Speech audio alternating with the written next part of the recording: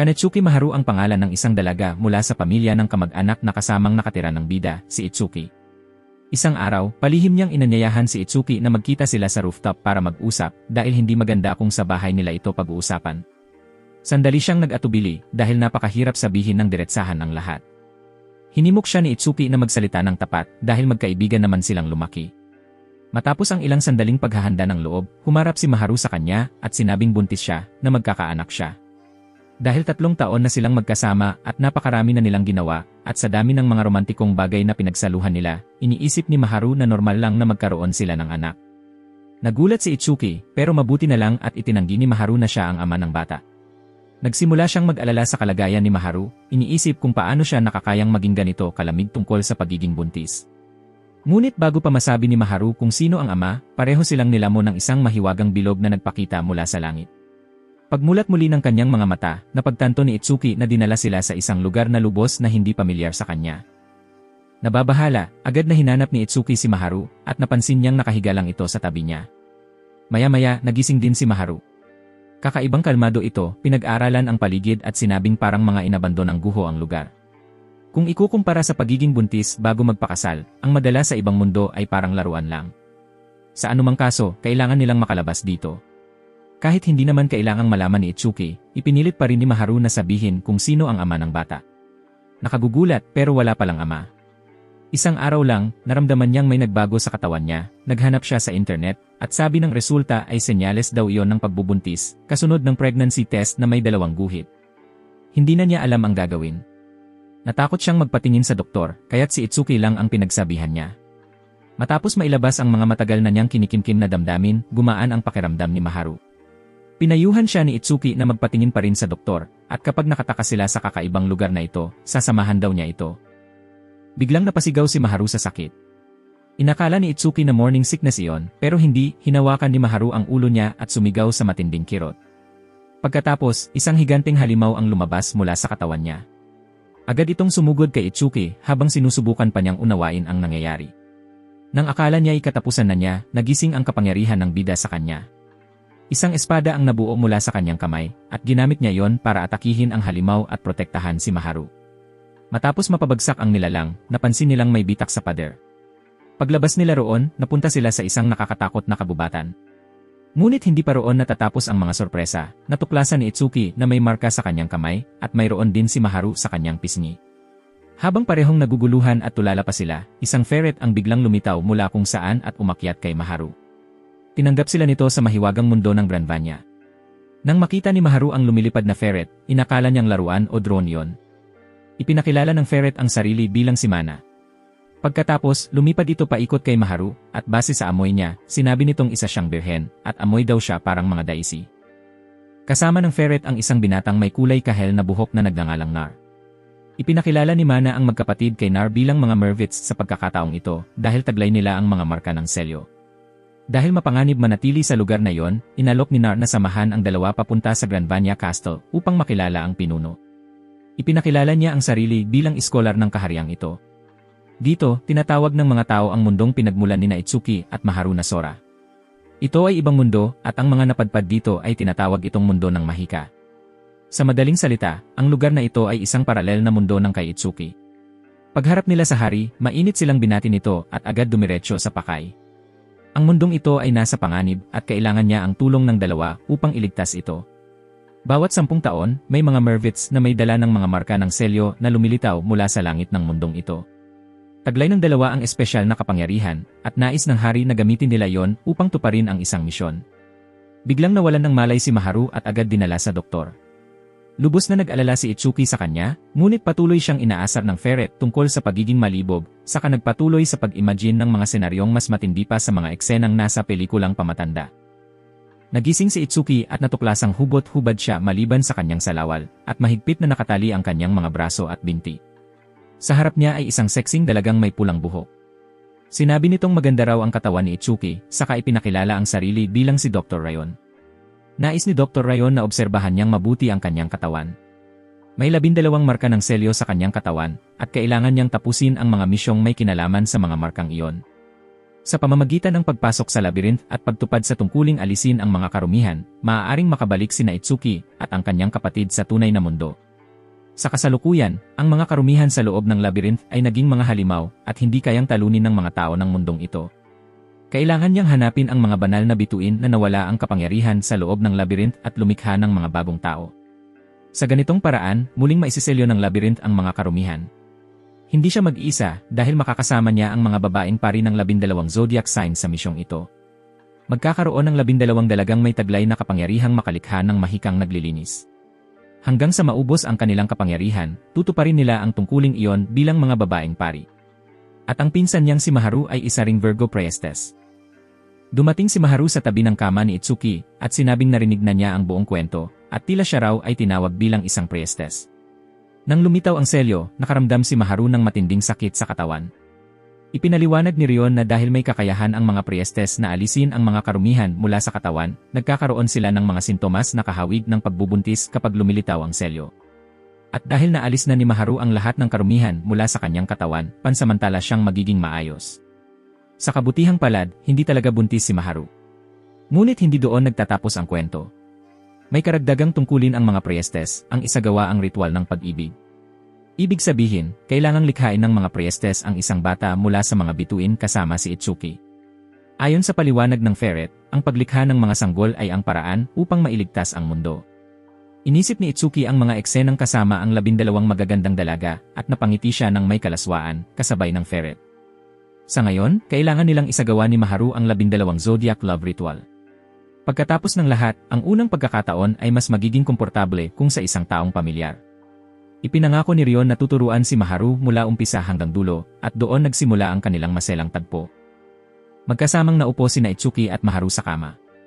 Bagaman pareho pa silang nahihiya, lumilipad-lipad ang nakakainis na ferret sa paligid para magbigay ng suporta.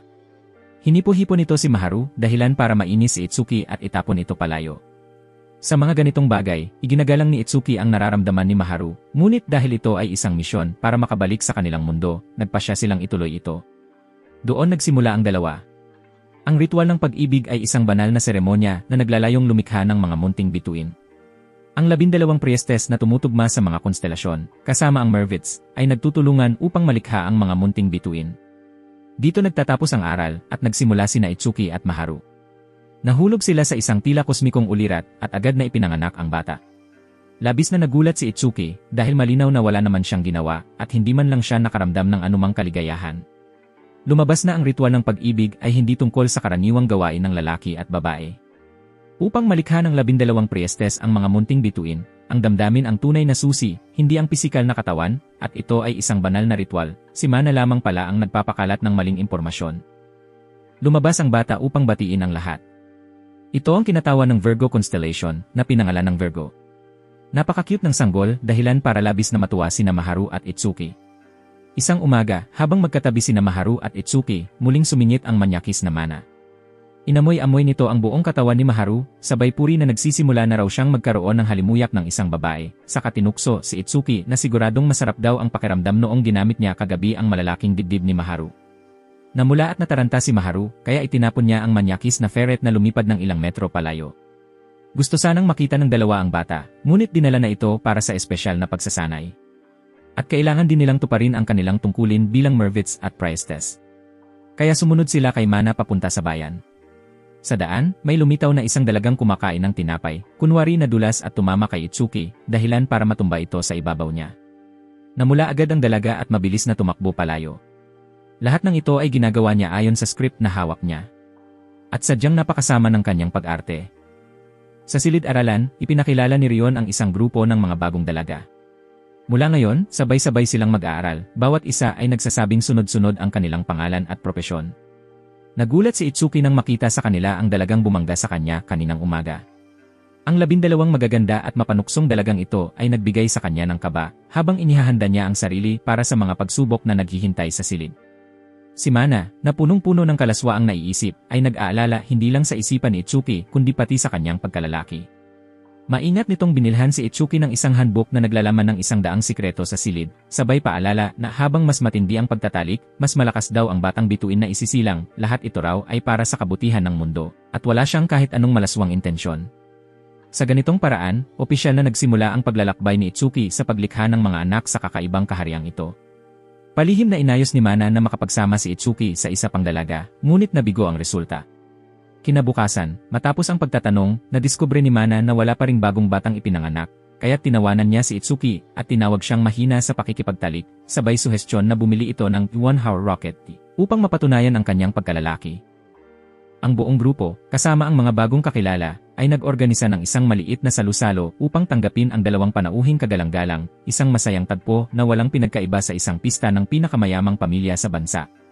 Kalaunan, nakilala ni Itsuki si Ruka na namimitas ng mga bulaklak para dalhin sa ampunan.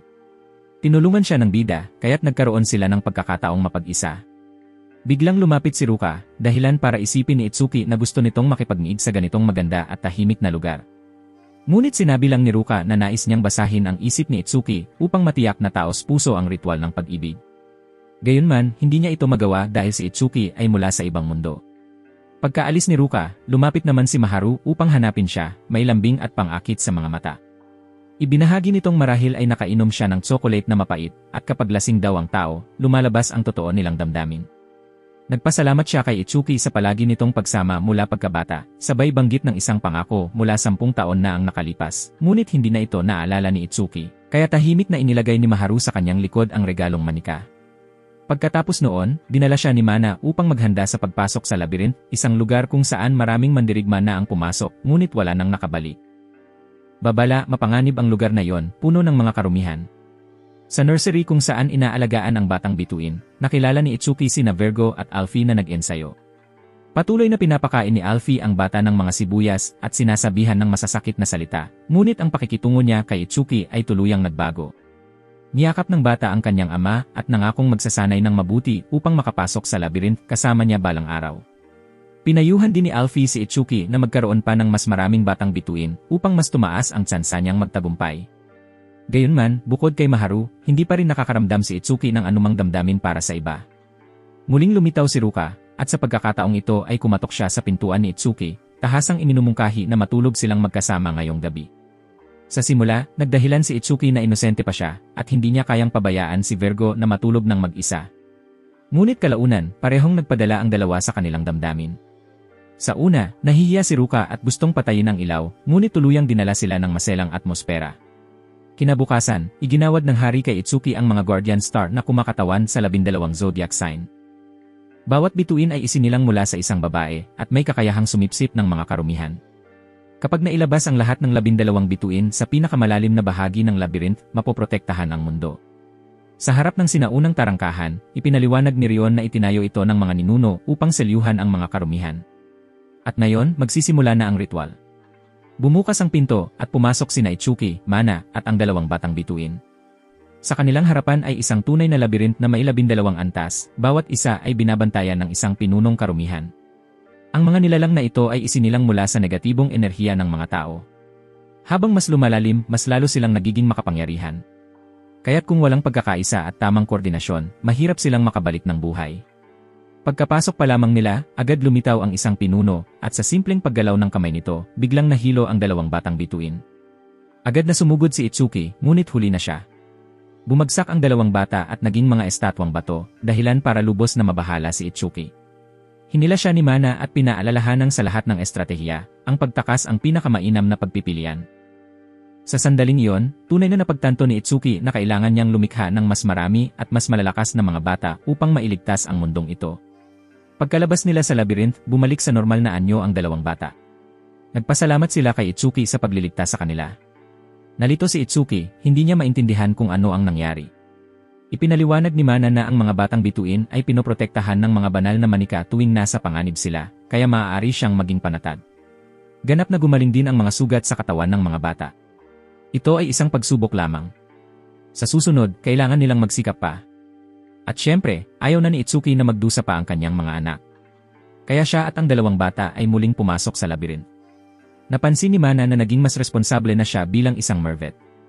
Ang natitira na lang ay tulungan siyang paghusayin ang kanyang kakayahan para sa ritual ng pag-ibig. Ngunit biglang lumabas ulit ang dalawang bata, sugatan at pagod. Hindi nila nagawang talunin ang mga karumihan sa loob at labis na napagod si Itsuki hanggang sa mawalan ng malay. Nakita ni Mana na hindi maganda ang sitwasyong ito. Sinermonan niya si Itsuki dahil sa pagiging mahina at sinabing sa ganitong oras ay dapat tinalo na ng isang Merovich ang pinunong karumihan. Si Itsuki ay labis na nagsorry dahil hindi siya sapat ang kakayahan. Ang lalaking may kulay kahel na buhok ay naniwalang seryoso na ang kasalukuyang sitwasyon. Mula sa mga sinaunang dokumento sa akademya, iminungkahi niya ang isang ideya mula sa lumang alamat. Kailangang isagawa ni Itsuki ang isang dobleng ritual ng pag-ibig, ibig sabihin ay dalawang babae ng sabay. Napabuntong hininga si Mana sa paghanga, sinasabing ang pagkakaroon ng dalawang babae ng sabay ay napakasarap, ngunit maaari ring magdulot na manlambot ang kanyang alaga. Hindi sigurado si Itsuki kung kakayanin niya ito, kaya iminungkahi ni Mana ang isang plano. Kailangan lang niyang humiga ng tahimik tulad ng isang patay na isda sa kama, at hayaang ang mga babae ang gumawa ng lahat ng trabaho, na parabang kumakain lang ng sushi. Ayon sa mga sinaunang dokumento, ang dobleng ritual ng pag-ibig ay makalilikha ng mga batang bituin na mas mahusay at mas dakila kaysa sa mga kasalukuyan. Gayunman, sa nakalipas na ilang daang taon, walang sinumang Mervit ang nakayanan ang maraming babae ng sabay, kaya hindi napatunayan ang alamat na ito, at hindi rin alam kung may mga epekto itong maaaring makaapekto sa Mervit. Sa ngayon, wala nang ibang pagpipilian. Muli na namang nang asar si Mana, sinabing si Itsuki ang magiging unang tagapanguna sa pagkakaroon ng sabayang relasyon, pero dapat daw niya itong ipagmalaki. Pagkatapos, iminungkahi nito ang perpektong lugar para sa pampublikong aktibidad na ito, ang hot springs, kung saan ang asul na langit ay reflektado sa ibabaw ng tubig. Ang kalikasan at mga halaman ay nagkakaisa, kaya madaling makapagpahinga ang mga tao at maramdaman ang katahimikan ng kalikasan, tunay na kamangha-mangha. Balak sanang sabihin ni Itsuki kay Maharu ang tungkol sa kakaibang bagay na ito na may kinalaman sa maraming babae, ngunit aksidente niyang natuklasan ang maliit na manikang palagi nitong inaalagaan, nakatago sa kanyang bag sa paaralan. Isa itong alaala mula sa nakaraan na nagpapaalala ng kanilang kabataan. Pagdating ni Maharu sa hot springs, wala siyang sinabi, basta bigla niyang hinubad ang kanyang mga damit, ibinuyang-yang sa kalikasan ang kanyang hubad na kagandahan sa gitna ng bundok. Hindi sanay makakita ng disenteng babae na ganoon ka-liberated, nagulat si Itsuki at hindi na iwasang mailang. Pagkaraan ng ilang segundong pag-aalinlangan, naghanda rin si Itsuki na maghubad upang maligo kasama siya. Sa kumukulong init ng tubig, napansin agad ni Maharu na ang katawan ni Itsuki ay puno ng mga sugat na naiwan mula sa kanyang pakikipagsapalaran sa labirin. At napuno ng labis na habag ang puso ni Maharu. Mabilis niyang pinaalalahanan si Itsuki na alagaan ang sarili, habang nangangakong magtatagumpay silang makabalik sa kanilang mundo tulad ng kanilang ipinangako. Marahil dahil sa sobrang init ng tubig, o dahil sa sobrang bilis ng tibok ng kanyang puso na parang sasabog, nawalan ng malay si Maharu. Pagkagising niya, gabi na. Nakita niyang nahulog sa spring ang kanyang manika, kaya handa na sana siyang sumisid para hanapin ito. Pero mabuti na lang at agad siyang binuhat ni Itsuki papunta sa pampang, nag-aalala dahil lalamig ang tubig kapag lumubog na ang araw. Tiniyak ni Itsuki na siya na ang hahanap ng mahalagang alaala, at ipinangako rin niyang naalala na niya ang pangako mula 10 taon na ang nakalipas na palagi niya itong poprotektahan. Ang makasining at romantikong tanawin, kasama ng malabong hangin, ay nagtulak sa dalawa na ipikit ang mga mata, handang muling magtalik. Ngunit sa sandaling akala nila ay perpekto na ang lahat, muling lumitaw si Mana, ginambala at winasak ang sandaling iyon. Hiniling nitong pigilan muna ng magkasintahan ang hayop sa loob nila at hintayin makarating sa templo bago magpatuloy bilang anyo ng paghingi ng tawad at pakiusap. Para pakalmahin sila, nangako si Mana na bibigyan ang bawat isa ng ilang laruan gaya ng mga vibrator at candy bilang regalo. Hindi lang iyon, mabait din itong inihanda ang pinapangarap na karwaheng kabayo ng kaharian para sa mas mabilis na paglalakbay. Gayunpaman, pagdating nila, mahigpit pa ring pinagalitan ng Dr. Ryon ang grupo dahil hindi maingat na inasikaso ni Itsuki ang kanyang mga sugat at siya ay nagkasipon. Nang marinig muli ang tungkol sa love ritual, hindi maitago ni Mana ang tuwa at lubos na nagalak. Sa pagkakataong ito, nagpasya si Ryon na siya mismo ang direktang makikibahagi sa grupo. Ang natitira na lang kay Itsuki ay pumili ng isa pang babae na sasama sa kanila. Habang nag-uusap sila, napansin bigla ni Ryon na ang paraan ng pagsasalita ni Itsuki ay pamilyar, eksaktong kapareho ng sa kanyang malapit na kaibigang pumanaw ilang taon na ang nakalipas dahil sa sakit. Naantig si Ryon, kumagat ng mansanas upang maibsan ang lungkot, at nangakong muli silang magkikita ni Itsuki sa lalong madaling panahon, sa pagkakataong ito ay kasama ang isa pang babae upang isagawa ang itinakdang love ritual.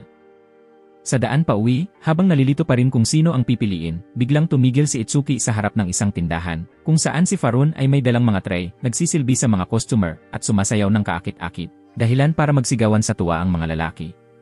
Nang makita yon, nadala si Itsuki sa kasiyahan at uminom ng kaunti upang makapagpahinga, ngunit tulad pa rin siya ng bata, mas gusto niya ang matatamis na inumin. Nang tanungin, nalaman niyang si Farun ay may mahirap ding kapalaran, isa lang siyang mananayaw na naglalakbay sa buong mundo na biglang itinuring bilang isang priestess. Nang marinig ito, mabilis na ginamit ni Itsuki ang teoryang kakabasa lang niya mula sa librong ibinigay ni Mana, itinuturing na pagsasanay sa bagong natutunan, sa pamamagitan ng pagkagat sa tainga ni Farun at pag-imbita sa kanya sa kahanga-hangang mundo ng pag-ibig. Nang mamula si Farun, nakaramdam si Itsuki ng tagumpay. Tunay ngang kapaki-pakinabang ang librong iyon. Si Mana, na nagtatago sa isang sulok, ay natuwa rin dahil sa wakas ay may ginawa si Itsuki na maipagmamalaki.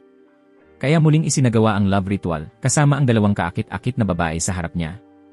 Sa simula, nag-aalala si Itsuki tungkol sa kanyang alaga, natatakot na baka hindi nito kayanin. Ngunit matapos mabawi ang kanyang diwa, napagpasyahan niyang hindi niya pwedeng palampasin ang ganitong pagkakataon. Bunga nito, hindi nagtagal ay ipinanganak ang dalawang matatalino at maningning na star children, sina Capri at Scorpy, parehong matalino at kahanga-hanga, higit pa sa inaasahan ng lahat. At lubos ding nasiyahan ang dalawang babae. Sa bagong pinagmumulan ng lakas na ito, hindi na nag-atubili ang grupo at agad na tumuloy sa laban sa loob ng labyrinth. Sa pagkakataong ito, napakalaki ng kanilang tagumpay. Matagumpay na napatay ng grupo ni Itsuki ang Impurity Lord, saka inilagay ang Guardian Star sa kinakailangang pwesto. Agad na bumaba ng husto ang pinagmumulan ng Impurity sa loob ng labyrinth. At sa gayon, natapos ang unang misyon. Ipinagpatuloy ni Itsuki at ng mga bata ang kanilang misyon. Sa pagkakataong ito, matagumpay niyang winasak ang isa pang halimaw na Scorpion. Pagkatapos nito, kailangan na lang nilang tanggapin ang Holy Seal. Sa puntong iyon, nakarating na sila sa ika-4 na bahagi ng kanilang paglalakbay. Ang susunod na kalaban ay nasa loob pa rin ng labyrinth, at habang papalalim ng papalalim sila, lalong sumisidhi at nagiging mabangis ang mga impurity. Sa pagkarinig sa nakakatakot na mga alulong mula sa loob, napilitan si Itsuki na ipagpatuloy ang pagpaparami ng mga Little Star Children. Gayunman, palagi siyang kailangang lumaban, kaya wala siyang oras upang makipagkita o mapalapit sa kanila. Kaya naman, si Mana, ang mensahero ng pagpaparami ng populasyon, ay nakaisip ng isa na namang pakana.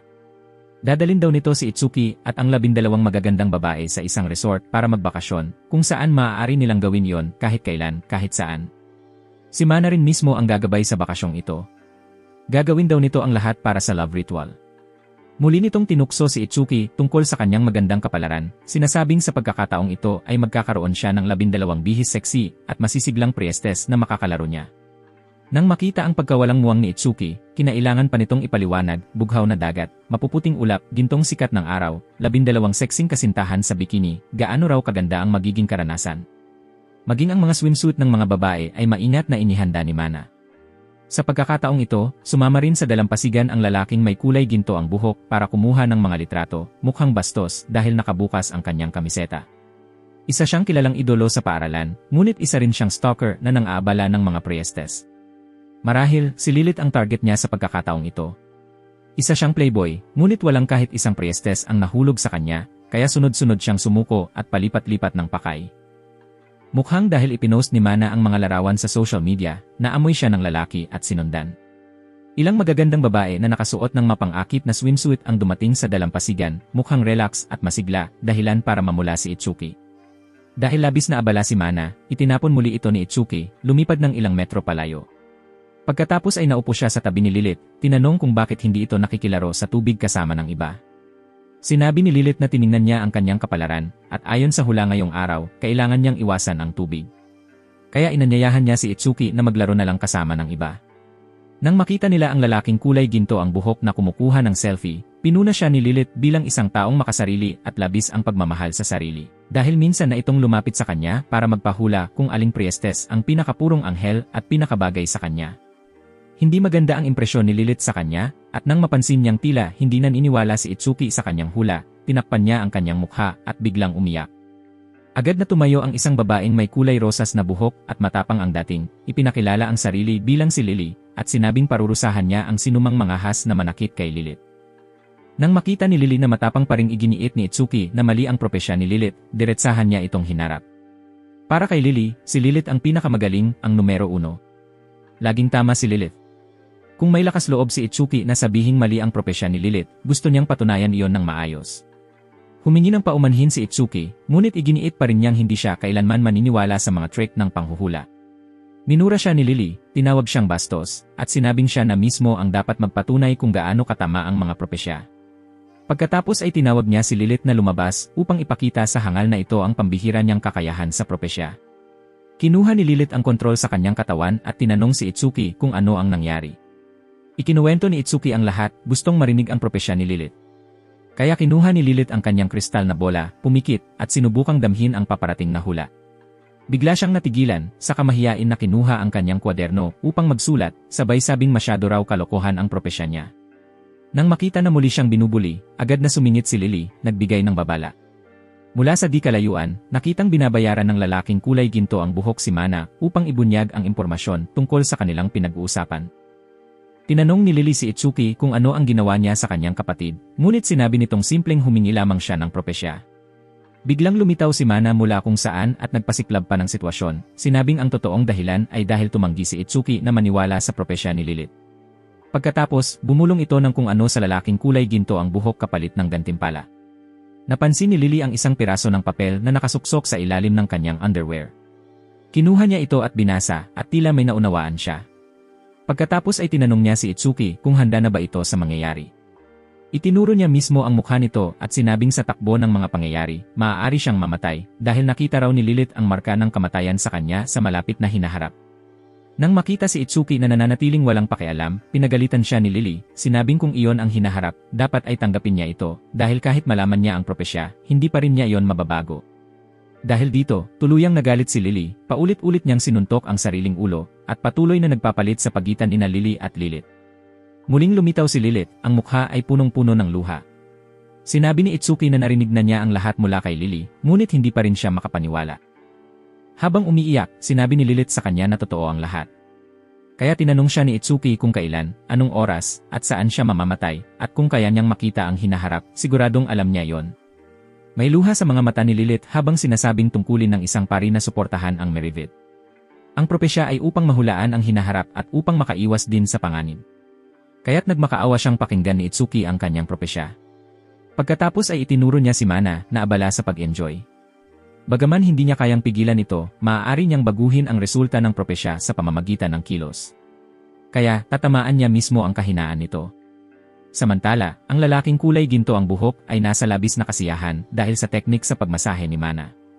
Nang makita nila itong labis na nasisiyahan hanggang sa rurok, na mula sa hiya sina Itsuki at Lilith. At dahil doon, hindi na muli istorbohin ng lalaking iyon ang lahat sa loob ng ilang panahon. Tunay ngang may kakayahan si Lilith na baguhin ang kapalaran. Nagpasya si Itsuki na paniwalaan ang magkapatid. Nagpatuloy si Lilith sa paggamit ng kanyang kristal na bola upang hulaan kung paano siya maililigtas at muli siyang namula. Lumabas sa propesya na ang tanging paraan upang mailigtas ang buhay ni Itsuki ay ang paglikha ng mga munting batang bituin. At sa pagkakataong ito, nakasama ng bida ang dalawang magkapatid ng sabay. Kinabukasan ng umaga, kinailangang dumaan ng mga bata sa mabangis na pagsasanay ng guro na baliw sa mga lalaki. Nang dumating si Itsuki, para bang nakakita ng pag-asa ang grupo. Inakala ng guro na darating si Itsuki, kaya naghanda ito ng kape at tsaa para ialok sa kanya. Sa oras na yon, sina Airi at ang lalaking kulay ginto ang buhok na si Seiya ay palihim na nagmamasid sa kanila. Nang matuklasang nahuli sila, nagtatakbo si Airi sa takot. Hindi niya maunawaan kung bakit siya nahuli kahit nakadisgisi siya. Pumunta siya sa isang tindahan ng sandata. Hando na ang item na ipinagawa niya. Isa itong sibat na ginawa ng pinakamagaling na panday sa bansa. Hinaplos niya ang sibat na parang isang pervert na may iniibig. Dahil hindi maaaring lumaban ang mga pari, sa sibat na ito man lang, maaari niyang maiparating ang damdamin niya kay Itsuki. Natawa sa tuwa ang matandang panday, na nagsabing sana raw ay mayroon siyang asawang katulad ni Eri. Pagkatapos noon, bumalik siya sa simbahan. Sa loob ay naroon ang buong koleksyon niya ng mabibigat na sandata. Pagkatapos ay nagdasal siya sa Diyos na parang walang nangyari. Biglang sumugod si Seiya, humihiling na makatagong sandali roon.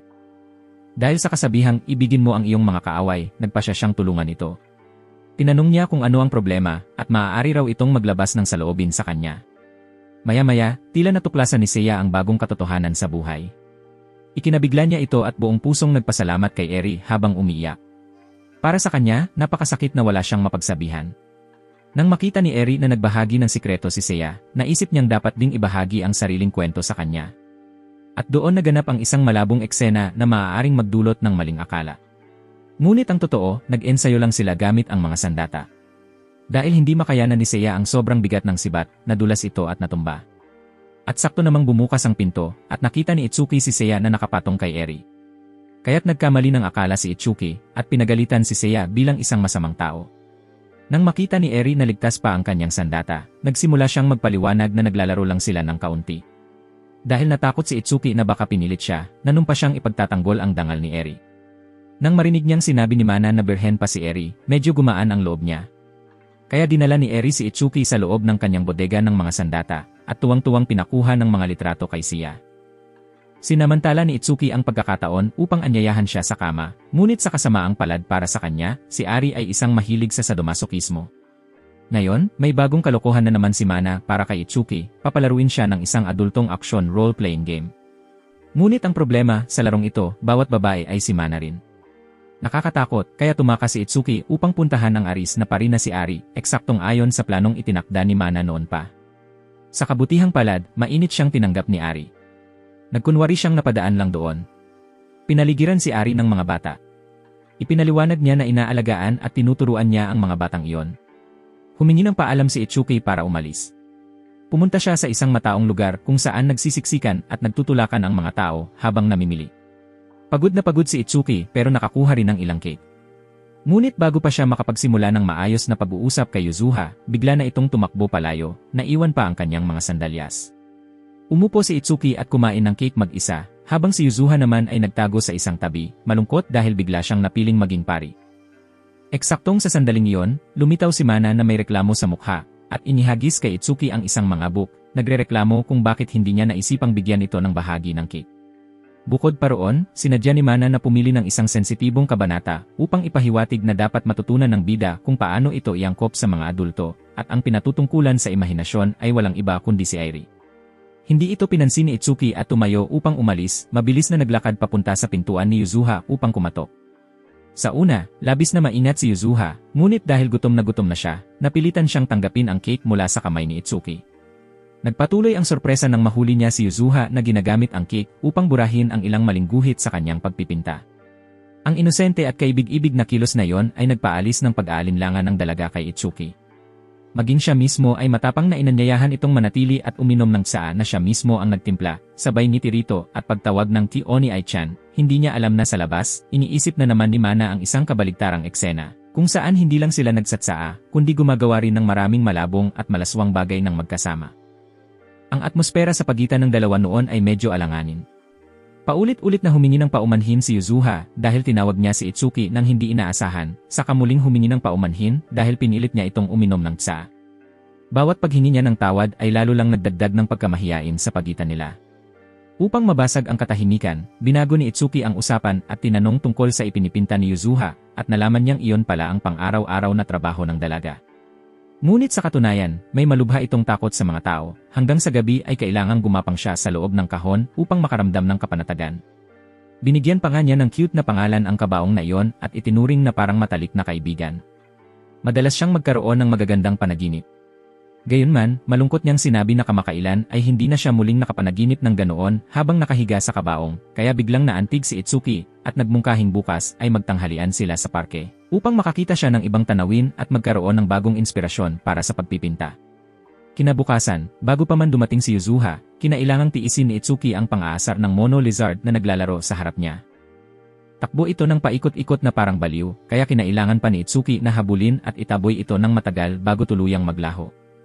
At nang dumating na talaga si Yuzuha, napanganga si Itsuki sa pagkagulat dahil dinala pa nito ang paborito niyang kabaong sa parke upang makipaglaro sa kanya. Pagkatapos nilang kumain, masiglang ipinakita ni Yuzuha kay Itsuki na pinalamusan pa niya ang kabaong, ginawa itong mas pambabae at mas cute. Nagsimula siyang makaramdam na komportable talaga ang makipag-usap kay Itsuki, ibang-iba sa pakiramdam niya kapag may ibang tao. Bukod pa roon, ipinakita pa niya ang isang kapaki-pakinabang na gimmick, pinatunayan niyang kayang maglaman ng napakaraming gamit sa sining ang kanyang kabaong, at kapag pagod na siya, nagiging kama pa ito para makapagpahinga. Bagaman sinabi ni Yuzuha na ngayon ay hindi na siya nakakapanaginip kaya hindi makapagpinta, mahinahong itinuro ni Itsuki sa kanya ang napakalalim na bughaw ng langit at ang ganda ng paligid. Tinutulungan siyang mapagtanto na napakaraming kagiliw-giliw na bagay sa mundo na pwedeng isama sa pagpipinta. Gayunman, hindi naging ganap ang pamamasyal nila nang may ilang mga ina na naglalakad, kasama ang kanilang mga anak, ang napadaan. Itinuro ng bata ang isang bagay ngunit agad siyang piniringan at hinilapalayo ng kanyang ina, dahilan upang masaktan ang tiwala ni Yuzuha sa sarili at igiit na umuwi kaagad, kahit pa ipinaliwanag ni Itsuki na kasalanan iyon ni Mana at hindi niya. Sinisi pa rin niya ang sarili dahil nadamay si Itsuki sa sitwasyong pinagtawanan siya ng mga tao. Sa gitna ng pagkalito, hindi sinasadyang muling nakatagpo ni Itsuki si Eri sa simbahan. Ipinaliwanag nito na ang kakaibang sakit ni Yuzuha sa pagtulog at panaginip ay isang uri ng karamdaman sa panaginip. Bawat panaginip na mayroon siya ay nagpapabawas ng kanyang sariling habang buhay. Kaya palaging daladala ni Yuzuha ang kabaong, hindi para matulog ng payapa, kundi bilang paghahanda sa kamatayang maaaring dumating anumang oras. At iyon din ang dahilan kung bakit iniiwasan ng dalaga ang mga tao. Dahil sa mga salitang pampalakas loob ni Eri, mas tumatag ang loob ni Itsuki na tulungan si Yuzuha na muling maniwala sa buhay. Pagbalik niya, nagulat siyang makita si Mana na abalang-abala sa paggawa ng dobleng kabaong, gustong ipares si Itsuki kay Yuzuha. Likas na pakialamera ang nilalang na ito, pero sa pagkakataong ito ay nakita ni Itsuki na may pakinabang din ito. Sa wakas, napapayag ni Itsuki si Yuzuha na muling lumabas at maglaro. Naglalaro silang magkasama sa malamig na batis, nagtatawanan at naghahabulan na parang mga bata. At nang mapagod, umahon sila sa pampang at nagkwentuhan tungkol sa mga kabataan at mga lihim ng puso. Tumingala si Yuzuha sa kanyang konstelasyon. Bagaman mahina ang liwanag, ay malinaw pa rin itong makita. Sa payapang sandaling iyon, masayang umiti si Yuzuha, sa kapagod na ipinatong ang ulo sa kandungan ni Itsuki at nakatulog. Naramdaman niyang napakabait at mainit si Itsuki. Kinabukasan ng umaga nang magising siya, napuno ng galak si Itsuki nang marinig niyang muli na siyang nanaginip ng mga magagandang panaginip. Dahil doon, nagpasya si Yuzuha na tuparin ang kanyang tungkulin bilang isang priestess para kay Itsuki. At kaya ng gabing iyon, opisyal na nagsanib ang magkasintahang iyon, hinabi ang ulap at ulan ng pag-ibig, nagluwal ng panibagong anak sa mundo. Kinabukasan, labis ang tuwa ni Mana at napaluha ito sa galak ng masaksihan ang resulta. Masigla nitong iniabot kay Itsuki ang makapal na magasin na naglalaman ng samut-saring bagong teorya at posisyong dapat pag-aralan. At naghanda pa ito ng isang espesyal na regalo para kay Eri bilang pasasalamat. Ngunit bahagyang naramdaman ni Itsuki na may kakaiba sa mga mata ni Eri. Para bang may lihim siyang itinatago. Lumabas na ang laman ng kahon ng regalo ay isang lubid para sa BDSM na laro. Sa labas, nakamasid lamang mula sa malayo sina Mana at Maharu, palihim na natutuwa. Ang cute na dalagang iyon ay ang priestess ng konstelasyon ng Aquarius, si Khalid.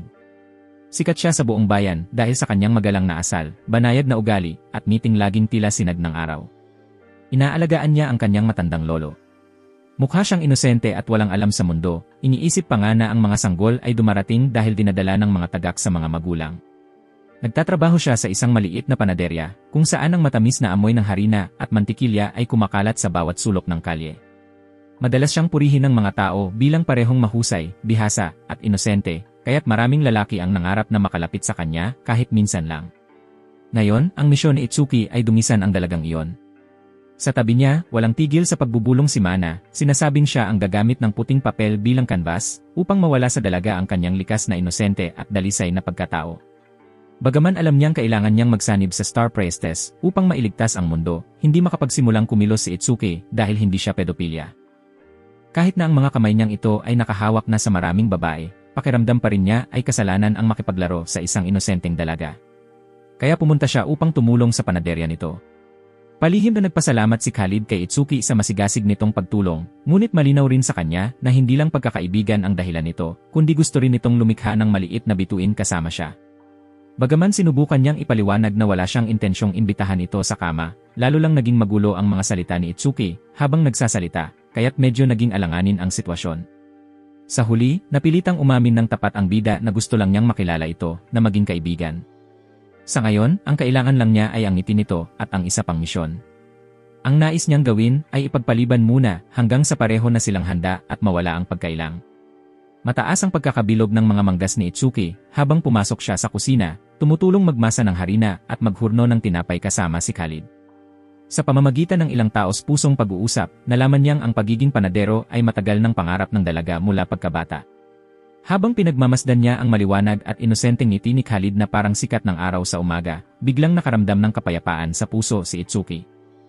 Samantala, pabulong na ng aasar si Mana, ikinukumpara ang pagmamasa ng harina sa pagnanais na hawakan ang makinis na balat ni Khalid, dahilan para mapahiya si Itsuki at muling itapon ito ng ilang metro palayo.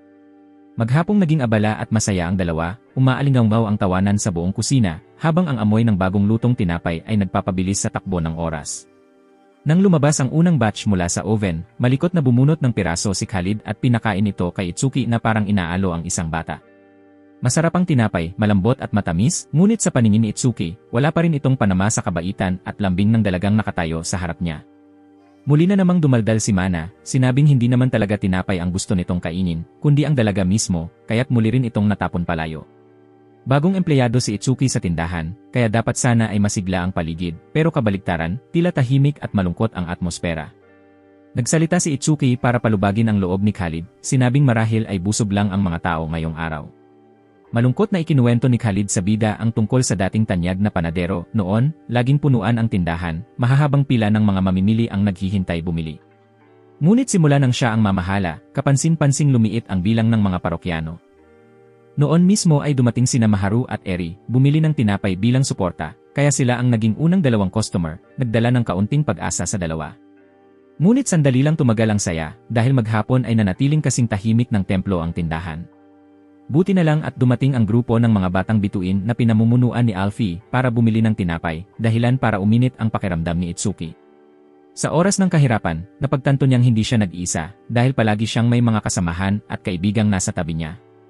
Binigyan pa siya ni Alfie ng isang bag ng tinapay bilang suporta.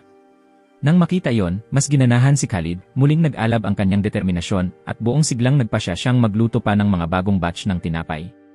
Ngunit habang nagsisimula ng gumanda ang atmosfera, biglang lumitaw ang dalawang lalaking bastos, parehong sumisigaw at nanunukso sa mahina nilang negosyo. Ipinagyabang ng mga ito na sila raw ay mula sa pinakamagaling na panaderya sa buong mundo, at aroganting inanunsyo na balak nilang magtayo ng bagong sangay mismo rito. Lumabas na pala na pinupuntirya nila ang lokasyon ng tindahan ni Khalid, at nais nilang paalisin ito gamit ang kanilang impluensya. Ngunit bago pa sila makapagmalaki, mabilis silang pinalayas ng masiglang grupo ng mga batang bituin. Kalaunan ay nalaman ni Itsuki na ang karibal na panaderya pala ang may pakana ng lahat, dahilan kung bakit tumalikod ang mga customer sa tindahan ni Khalid. Agad namang nagbigay si Mana ng karagdagang impormasyon, ibinunyag na ang may-ari ng karibal na panaderya ay ang pamilya ng Leo Constellation Priestess. Sinabihan niya si Itsuki na puntahan ito. Baka raw hindi lang niya matulungan si Khalid, kundi magkaroon pa ng isa pang anak. Walang pag-aalinlangan, agad na hinanap ni Itsuki si Femeruna upang humingi ng tulong. Ngunit mariin siyang tinanggihan ng babae dahil ayaw nitong maapektuhan ng personal na damdamin ang negosyo ng kanilang pamilya. Habang nagtatalo sila, nadulas si Femeruna at di sinasadyang tumama ang ulo sa sulok ng mesa, dahilan para siya mawala ng malay. Agad siyang nasalo ni Itsuki. Pagkagising ni Femeruna, natuklasan niyang nakakulong siya sa isang madilim na silid, at ang nakakatakot na lalaking may maskara na nagdadala ng pagkain ay walang iba kundi si Itsuki. Sa labas, pinaalalahanan siya ni Mana na tratuhin ito ng maayos, sabay nagsimulang lasunin ang isipan niya na dapat gamitin niya ang kahit anong maruming paraan para magkaanak. Sa katotohanan, sinusunod lang ni Itsuki ang payo ni Mana, dinala niya si Femeruna sa isang ligtas na lugar, sa bodega ni Khalid, upang mailayo ito sa masasamang tao. Sa simula ay mariing tumutol si Femeruna, at nang silipin niya sa siwang ng pinto ang isang lugar na lubos na hindi niya kilala, lalo siyang kinabahan. Bagaman araw-araw siyang dinadalhan ni Itsuki ng pagkain, matigas pa rin ang kanyang loob at ayaw niyang tikman yon, kaya unti-unti nang nanghihina ang kanyang katawan. Natakot siya na baka pag nasaan ni Itsuki ang kanyang katawan. Natakot din siya na baka may lason ang tinapay kapag kinain niya. Nang makita ito, galit na tinanggal ni Itsuki ang kanyang maskara, ipinakita ang kanyang sinseridad, at taimtim na nakiusap na kumain na siya kahit kaunting tinapay. Gusto niyang iligtas ito, ayaw niyang mamatay si Femeruna sa gutom. Nang makita ni Femeruna ang mga mata ni Itsuki, unti-unting lumambot ang kanyang puso, dahil hanggang ngayon, lahat ng lumalapit sa kanya ay para lang sa kapangyarihan, pera, o katanyagan. Sa unang pagkakataon, naramdaman niyang may isang taong tapat ang puso. Pagkatapos ay hiniling niyang siya mismo ang subuang ni Itsuki. Unti-unti siyang gumaling. At naging masunurin siya na parang munting pusa. Hindi niya alam na lahat ng iyon ay bahagi lang ng tusong plano ni Mana. Sa mga sumunod na araw, hindi lang pagkain ang inaalok ni Itsuki, tinutulungan din niya si Femeruna sa pang-araw-araw na gawain. At sa huli, dumating din ang hindi maiiwasan, ang dalawa ay nagtungo sa kama upang maghanda sa paglikha ng isang sanggol. Ipinangako niyang lilikha siya ng pinakamalakas na munting bituin. Sa kabilang panig, pinayuhan ng may-ari ng tindahan si Kali na sumali sa isang kompetisyon sa paggawa ng tinapay upang maibalik ang kanyang reputasyon. Sa sandaling iyon, may agos ng negatibong enerhiya na nakaapekto sa buong mundo. Nakaupo si Mana, abala sa pagsusulat ng nobela. Hindi alam ni Itsuki kung anong bagong kalokohan na naman ang binabalak nito. Mabilis na iminungkahi ni Mana na dapat sumali si Itsuki sa nalalapit na Bible Festival na katulad ng school festival sa kanyang mundo. Dahil ito ay isang bihirang pagkakataon para sa mga magkasintahan na ipahayag ang kanilang pag-ibig sa isa't isa. Magkahawak kamay silang sasayaw sa paligid ng maliwanag na siga sa gabi, gaano kaya karomantiko ang tagpong iyon. Hindi pa doon natapos, inilabas pa ni Mana ang isang bagong magasin na ang nilalaman ay parang script ng pelikulang katatakutan. Ayon dito, mas nagiging malapit daw ang mga tao kapag sabay silang nakararanas ng mga nakakatakot na bagay. Sa madaling sabi, ang takot ay humahantong sa mga hindi angkop na pangyayari, kaya napakunot noo si Itsuki at nagmamadaling nagpaalam, iniwan si Mana na abala pa rin sa mga isinusulat nitong script. Pagkaalis niya, nagulat siya nang makatanggap ng isang liham mula kay Kali para sa paghahanda sa pista. Abala ang lahat sa iba't ibang panig. Namimigay ng mga polyeto sina Alfie at ang mga batang bituin, habang sina Yusuha at Maharu naman ay may kanya-kanyang pwesto. Nang makita ni Itsuki na masaya si Yusuha, nakaramdam siya ng ginhawa. Samantala, si Kalit ay patuloy na nag-aalangan kung anong uri ng tinapay ang isasali sa kompetisyon, dahil ang pistang ito ay isang minsanang pagkakataon sa loob ng 1,000 taon para maibalik ang reputasyon ng kanilang panaderya. Sinabi niyang iniwan sa kanya ng kanyang lolo ang halos 100 iba't ibang resipi, ngunit sa kasamaang palad, ang pinakamahalaga, ang resipi ng tinapay ng kaligayahan, ay matagal nang nawala. Matanda at mahina na ang kanyang lolo, kaya hindi na niya maalala ang resipi. Ngunit determinado pa rin siyang muling malikha ang tinapay na iyon upang maibalik ang dangal ng tindahan. Nakiusap siyang tulungan siya ni Itsuki. Nang makita yon, napasakit ang kalooban ni Itsuki. Alam niyang hindi lang ito isang simpleng paligsahan, kundi pati na rin ang ipinagmamalaki ni Kalit. Kaya nangako siyang gagawin niya ang lahat para matulungan siyang malampasan ito. Si Mana at ang buong grupo ng mga kasamahan ay sabik na sabik, abala sa masiglang usapan, sabay-sabay na inaabangan ang pista. Napakasaya ng atmosfera ng kapistahan. Nagsasanay maghurno si Kali kasama si Itsuki. Habang nag-ensayo, bigla siyang lumingon at nagtanong kay Itsuki kung isa raw siyang cake. Aling bahagi ang gusto niyang kainin muna, isang tanong na nagpatahimik sa kanya ng ilang segundo bago niya sinagot na syempre. Ang pinakamalambot at pinakamasarap na bahagi, na parang may ibang ibig ipahiwatig tungkol sa malambot na katawan ng dalaga. Nailang si Itsuki at tumingin sa paligid. Marahil, kung siya nga iyon, sisimulan niya sa tainga. Ayon sa kagustuhan nito, gagawa si Kali ng happy ear cake. Pagkatapos ay inialok niya rito ang kanyang tainga. Kumagat si Itsuki, at pabirong sinabi ng dalaga na baka totoong mas gusto niyang kumain ng totoong tainga. Sumunod ay isang kakaibang banana cake, malaki at mahaba, na may 2 nakalaylay na itlog, isang imahe na imposibleng isipin ng walang mali siya. Sa kabilang banda, si Mana naman ay nagbabasa ng kapalaran para sa isang pari. Ang problema nito ay ang pagkaantala ng panganganak dahil daw masyado itong mabilis tumakbo. Ang susunod na niluto ni Khalid ay isang balloon cake, at habang tumatagal, lalo lamang dumidilim ang hitsura ng mga cake. Ang paring pinapayuhan ay nagsabing natatakot siyang baka hindi siya maging maasahang pari. Maingat pa rin gumagawa si Kalit ng sunod-sunod na bagong cake, ngunit lahat ng iyon ay tila gawa lamang sa mga prutas. Dahan-dahan niyang ikinuwento ang aral na iniwan ng kanyang lolo. Na ang happiness cake ay kailangang gawin mula sa puso at taos-pusong damdamin at umaasa siyang sasamahan siya ni Itsuki upang magkaisa ang kanilang mga kaluluwa sa paglikha ng cake na panghabang buhay. Sa huli, matapos ang maraming malabong kilos, ipinanganak ang ganap na cake. Ito ang happiness cake. Maayos na inayos ang store ng happiness cake. Pareho silang determinado na mula ngayon, babaguhin nila ang kapalaran ng panaderya gamit ang matamis na lasa nito. Ngunit nang paglingon nila, nagulat silang makita na tumubo mismo sa tabi ang stall ni Maharu at Yuzuha, na orihinal na inayos ng ama ni Femeruna bilang sorpresa, ngunit walang inaasahan na magiging isang harapang kompetisyon. Masiglang hinamon ni Maharu kung sino sa kanila ang makakabenta ng mas maraming cake. Sa una, tuwang-tuwa si Kalit nang maubos ang lahat ng paninda, ngunit agad na bumawi ang kalabang panig nang dumating ang isang hanay ng mga truck na nagdadala ng napakaraming dagdag na cake. Isang tunay na nakapangingibabaw na puwersa iyon dahil ang kumpanyang iyon ay isang mass-producing na panaderya. Pinayapa siya ni Itsuki, sinabing ang mga cake na gawa mula sa puso ay hindi kailanman matatalo ng dami. Lubos na naantig si Kalit kaya hinila niya ito papasok sa bodega. Umamin na gusto rin niyang maging katulad ng happiness cake, na minsan man lang ay maging isa sa lalaking kanyang pinagkakatiwalaan. At kaya sa silid na yon, muling lumubog ang dalawa sa malabong atmosfera. Ngunit sa pagkakataong ito, tila may kakaiba dahil pareho silang nakakosplay ng mga sausage. Sa labas, patuloy pa ring masigla ang kapistahan. Naubos na ang mga cake sa stall ni Maharu at Yuzuha. Biro pa ni Femeruna na kapag naubos na, mga thong na lang ang kanilang ibebenta. Kaya nang lumabas si Itsuki mula sa bodega, nag-alala siyang baka hindi maubos ng kanyang kapatid ang mga cake, dahilan para parehong matawa at mapahiya ng gusto ng magtago sa butas. Pagkatapos, nakatanggap siya ng sulat na nag-aanyaya sa kanya na makipagkita kay Tariwa, na noon ay bumabangga ng ulo sa puno.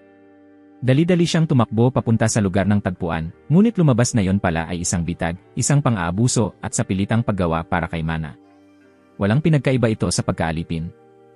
Habang nakatayo sila ni Tariwa sa tabi ng sapa, pabungtong-bungtong niyang nabitawan ang lahat ng mga liham sa tubig, at may ilang mahahalagang liham ang nawala, kaya pareho silang nataranta at napaiyak. Sa kabilang panig, ang lalaking may kulay kahel na buhok ay pumipili ng tumpok ng mga panty na nakadisplay para bang isang manyak. Hindi mahanap ni Itsuki ang liham, at si Tariwa ay labis na natakot kaya tuluyang umiyak, alam niyang matagal bago niya naisulat ang mga yon. Buti na lang, sa matalas na mata ni Itsuki, napansin niya ang isang liham na nakasabit sa kalapit na sanga ng puno, at agad niya itong kinuha para sa kanya. Lubos na nagpasalamat si Tariwa, paulit-ulit, at niyakap siya. Nagpatuloy silang maghatid ng mga liham, at sa huli ay isiniwalat niyang ang huling liham ay siya mismo ang sumulat, isang paanyaya para sa kanilang unang date. Agad na sumagot si Itsuki, "Kari, anak ko," at namula siya, sabay sabing gusto niyang hinahaplos ang kanyang ulo. Sa sandaling iyon, pareho nilang naramdaman na ang kanilang kwento ng pag-ibig ay tila isang buhay na pagpipinta, at muli silang nagpalipas ng matamis na gabi na magkasama, nililikha ang bunga ng kanilang pag-ibig. Lahat ay naaayon sa plano ni Mana. Nalalapit na ang araw na lilinisin ang mga dumi.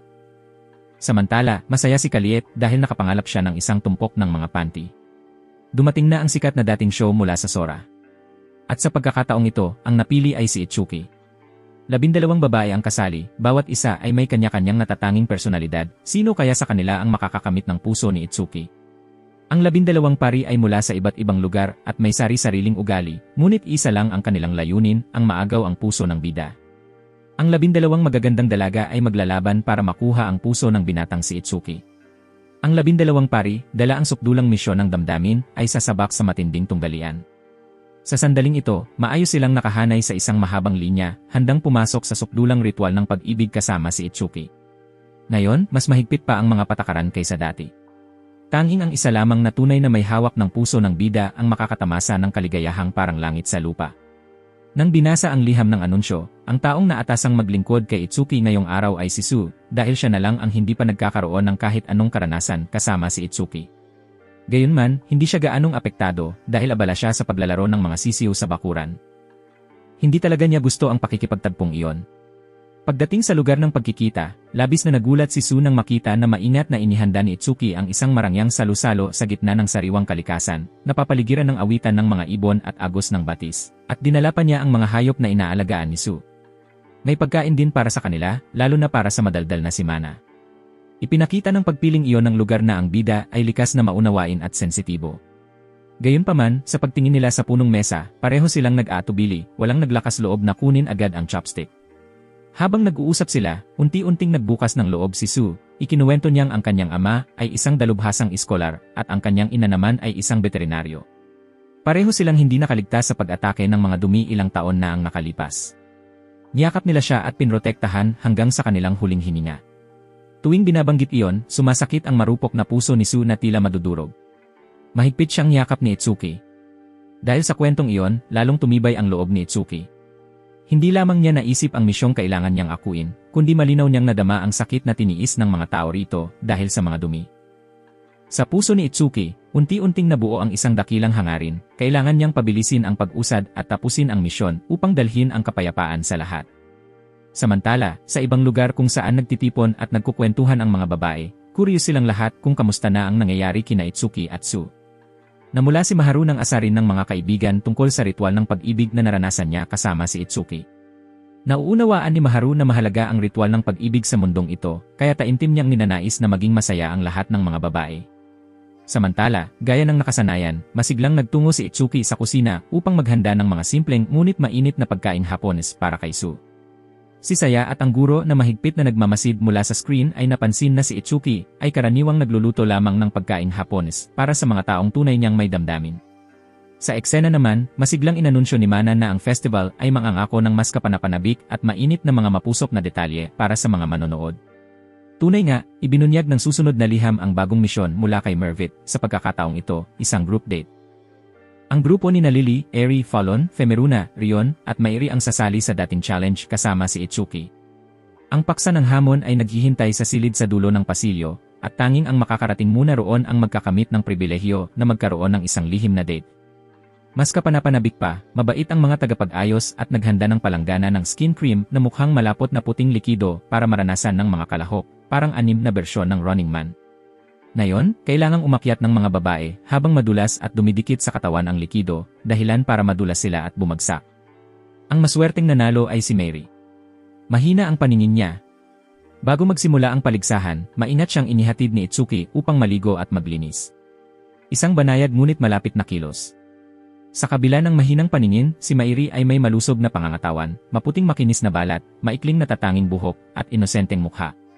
Ang paraan niya ng pagsasalita na may pag-aatubili, halo ng hiya at kainosentehan, ay nagpapatibok ng puso ni Itsuki nang wala siyang kawala. Akala niya noon na si Mairi ay tahimik at kalmado, ngunit lumabas na mayroon pala siyang ganitong kaibig-ibig na panig. Nagtapos ang lihim na date, at gaya ng dati, naghanda si Itsuki ng Japanese food para sa kasiyahan ni Mairi. Isa-isa, bawat isa sa 12 priestess ay nagkaroon ng kanilang sariling hindi malilimutang karanasan kasama siya. Sa wakas, 2 na lamang ang hindi napili, sina Su at Mairi, na karapat-dapat magpatuloy sa landas patungo sa puso ng bida. Ang susunod na eksena ay nagbuka sa pamilyar na kama, kung saan naghihintay si Itsuki.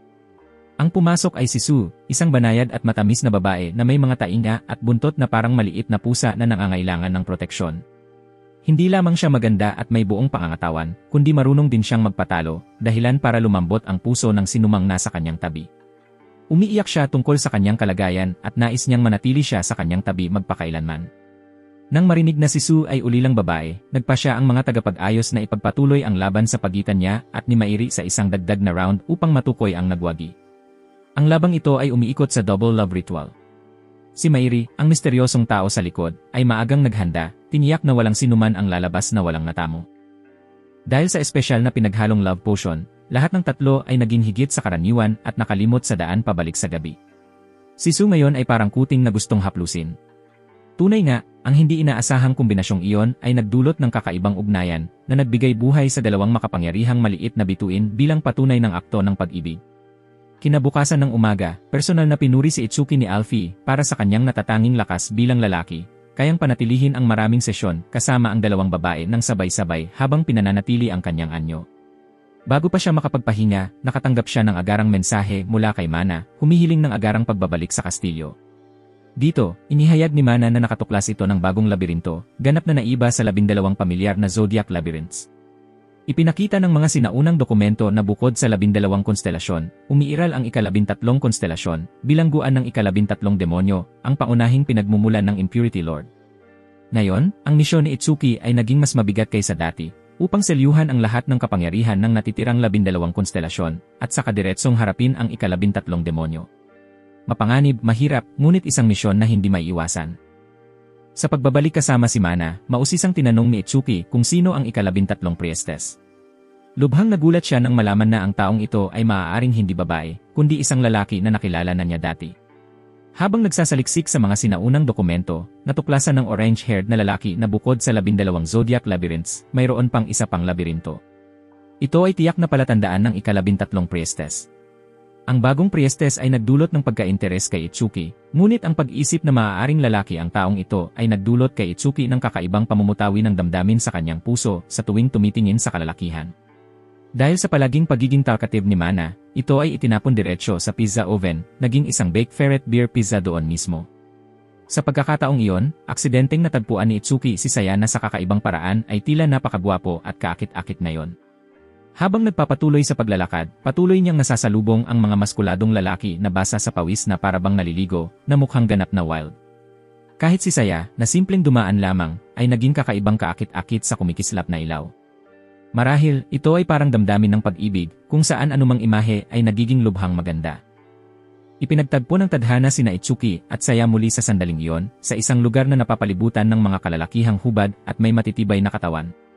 Pagkatapos, nabasa ang damit ni Saya, kasama ang mapanukso at madilim na kakayahan ni Mana, na nagdulot ng matinding pag-alog sa isip ni Itsuki, halos ilihis siya mula sa kanyang orihinal na pagkakakilanlan. Sa huli, nagdanas pa rin si Mana ng kaparusahan ng itapon ng ilang daang metro. Sa isang pampublikong paliguan, napapalibutan ng mga lalaki, nanatiling malabo ang atmosfera, habang patuloy na nagbabalahibo si Mana tungkol sa pag-ibig na may amoy ng mantika sa pagluluto. Hindi nag-atubiling gamitin ni Saya si Mana bilang tela para kuskusin ang likod ni Itsuki. Bakit palagi itong lumalabas sa ganitong paraan? Marahil, ito ay hindi na simpleng pagkakataon kundi tadhana. Inalok niyang kuskusin ang likod ni Itsuki, na labis na nagulat ito at agad na tumakas. Para kay Itsuki, pagkatapos ng gulat na yon, naghahanap siya ng isang tahimik at liblib na lugar, umaasang maipakalma ang kanyang isip, at ibinuhos ang kanyang mga alalahanin kay Mana tungkol sa misteryosong ika-13 tauhan. Marahil ito ay isang taong malapit kay Itsuki noon. Sa puso ni Itsuki, puno pa rin siya ng pag-aalinlangan kung ano ang gagawin kung ang kanyang susunod na paksa ay tunay na isang lalaki. Pinanatili pa rin niya ang matatag na paniniwala na ang mga priestess ay palaging kababaihan. Ngunit sa pamamagitan ng ilang matatalinong pagsusuri, unti-unting pinilit ni Mana si Itsuki na tanggapin ang matinding katotohanan iyon, sinaway siya sa pagiging lumaang pananaw, at iminungkahi na may posibilidad na ang priestess ay lalaki. Patuloy na bumulong si Mana na ang ika-13 labyrinth ay hindi pa kailanman nabuksan, dahil matagal na itong nakaselyo at maaari ring ituring na isang ipinagbabawal na pinto, na nagdadala ng mistikong kahulugan na parang pagpasok sa ibang dimensyon, kaya maaari itong maging ganap na bagong karanasan. Hindi pa natatapos ang mga salitang iyon nang mapalutang na agad ni Mana si Itsuki sa isang serye ng mga bagong senaryo tulad ng kakaibang posisyon, hindi inaasahang uri ng relasyon gaya ng homosexual na relasyon, relasyon sa stepmother, at maging relasyon sa mga hayop. Bagaman medyo kakaiba, may matinding kapangyarihan ng pananakop ang mga ito. Nais ni Itsuki na muling makipaglaro sa mga babaeng iyon, ngunit nagdemand si Mana ng bago ngayong pagkakataon. Ito ang nagbigay sa bida ng pakiramdam na tila nagtaksil siya kay Maharu at sa mga babae na nagtiwala ng kanilang damdamin sa kanya. Nahulog sa isang paikot-ikot na patay na dulo, hindi pinapalampas ang pagkakataon, agad na nagpakita si Mana ng serye ng mga imahe, pinipilit si Itsuki na unti-unting masanay sa posibilidad.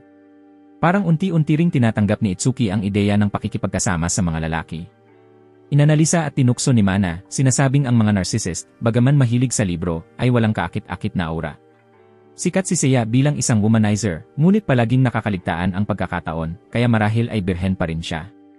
Tungkol naman sa hari, malamang imposible na siya ay birhen pa rin. Ngunit sa anumang paraan, ang isang pagtatangka lang ay magbubunyag ng lahat.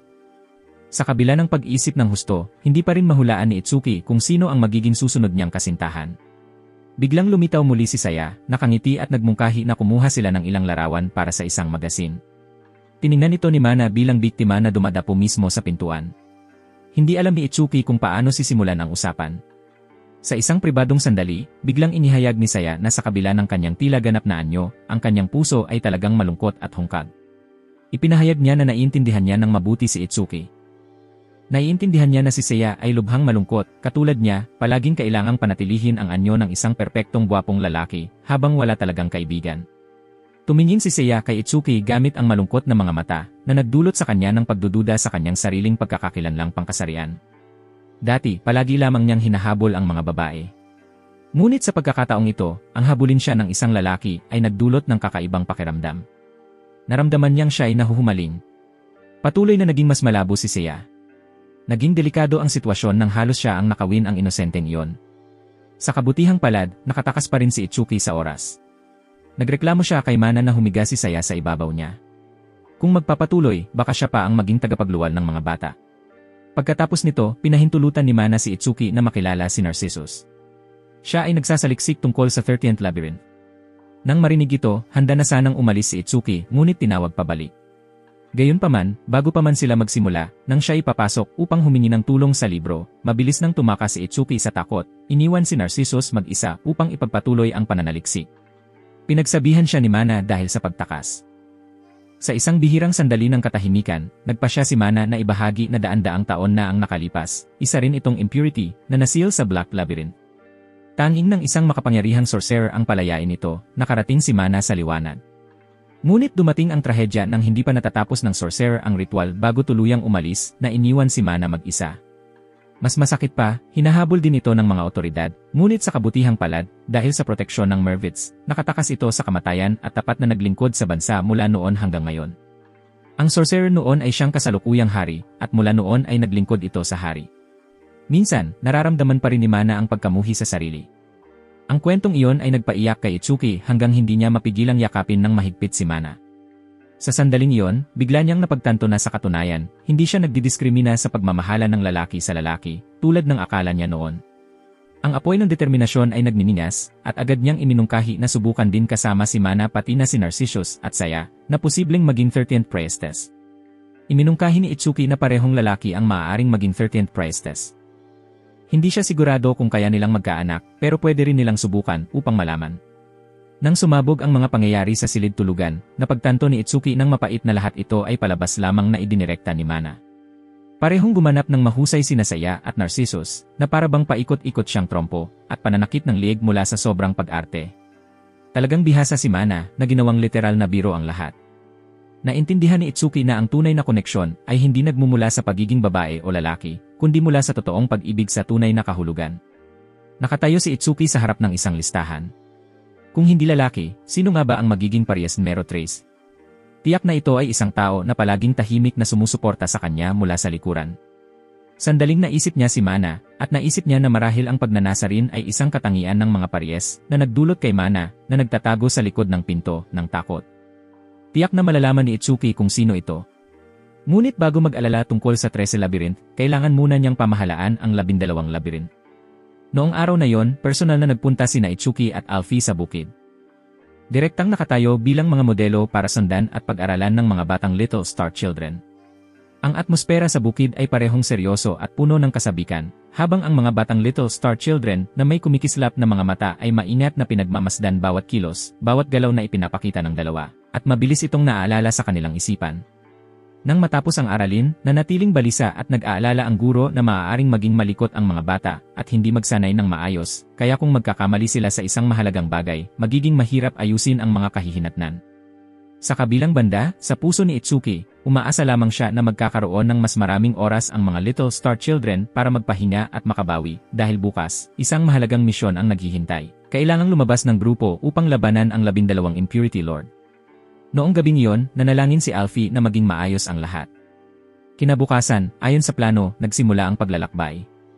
Ang kalaban sa pagkakataong ito ay ang Sagittarius Impurity Lord, tagapagdala ng kapangyarihan ng elemento ng apoy. Mabilis na hinawakan ng mga bata ang mga espada at sumugod pasulong. Ngunit para kay Itsuki, anuman ang elementong gamitin ng kalaban, mahihirapan silang makatakas sa hampas kapag hinarap ang buong koponan. Matapang na pinatnubayan ng ating bida ang mga Little Star Children na sumugod pasulong.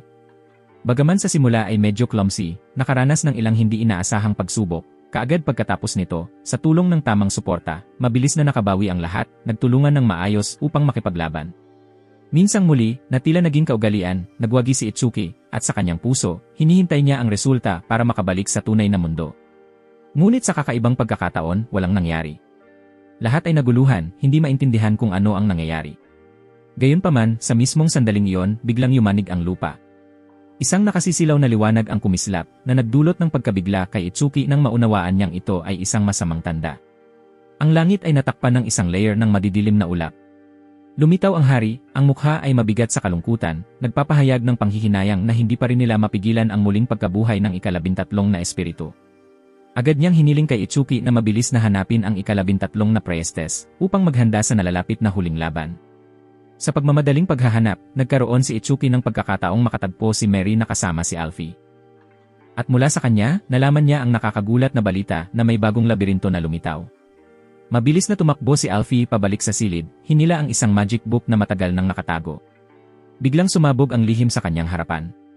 Lumabas na si Alfie, ang kasama na tila malapit sa kanya sa lahat ng oras, ay siya pala ang ika-13 priestess.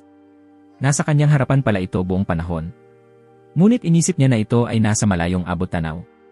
Hinugot niya ang isang hibla ng kanyang buhok, hinubog ito na parang baw, at idinikit sa likod ng damit ni Itsuki. Ngunit, hindi doon nagtatapos ang malupit na kapalaran. Ang hibla ng buhok na hugis baw na minsang nakakabit kay Itsuki ay aksidenteng naitapon ni Mana. Kahit ang magic na inihanda para sa proteksyon, isang eraser, ay nasira ng clumsy na delivery girl. Si Alfie ay sobrang desperado kaya sinubukan ang kakaibang paraan tulad ng pagsusulat ng pangalan ng minamahal sa papel, pag-roll nito, at paglunok, ngunit walang resulta. Samantala, nagpursigi si Itsuki sa kanyang paghahanap sa pamamagitan ng pagtayo sa kalye. Hawak ang mga karatula, naghahanap ng isang tao, isang paraan na napakaino, na ikinagulat ng mga nagdaraan. Inisip niya mismo na sa kanyang edad, hindi pa siya nakakita ng sinuman na naghahanap ng ganitong paraan. Nang makita si Saya na napapalibutan ng grupo ng mga batang babae, umaasa si Itsuki na mahahanap ang ika-13 priestess sa mga batang iyon. Si Mana, na kasama niya, ay napakamaingay na gusto na lang niyang humanap ng lungga para gumapang. Ang grupo ng mga babae ni Saya ay nagdulot ng sobrang ingay at gulo na pinilit si Itsuki na mabilis na lumipat ng lokasyon na hindi niya namalayan si Alfie na sumigaw na siya ang ika-13 priestess.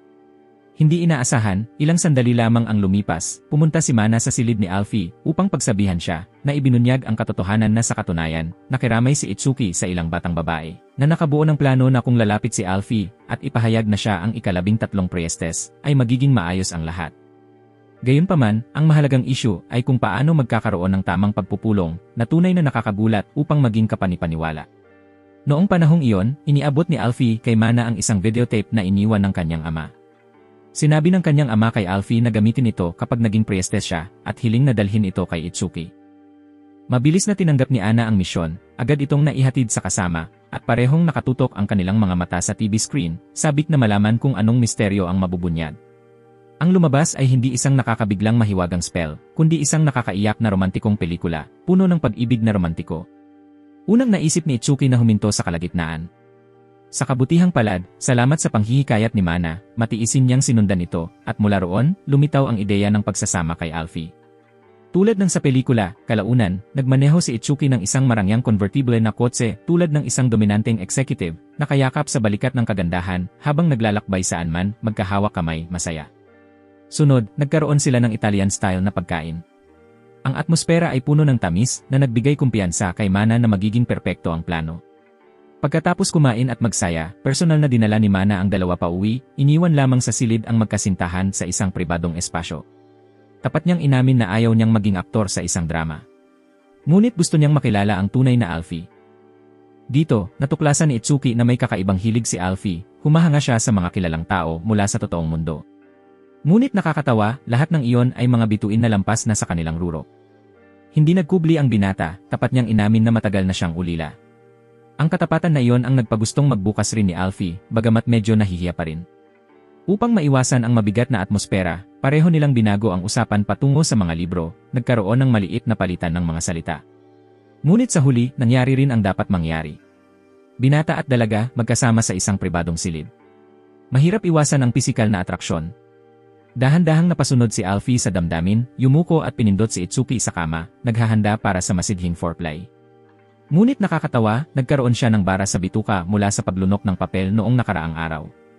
Pagkatapos ng isang gabi ng pahinga at paggaling, kinabukasan, sinuot ni Alfie ang inosenteng damit na ibinigay ni Itsuki sa kanya, at sa wakas, nagtagpo sila sa masidhing pagmamahalan.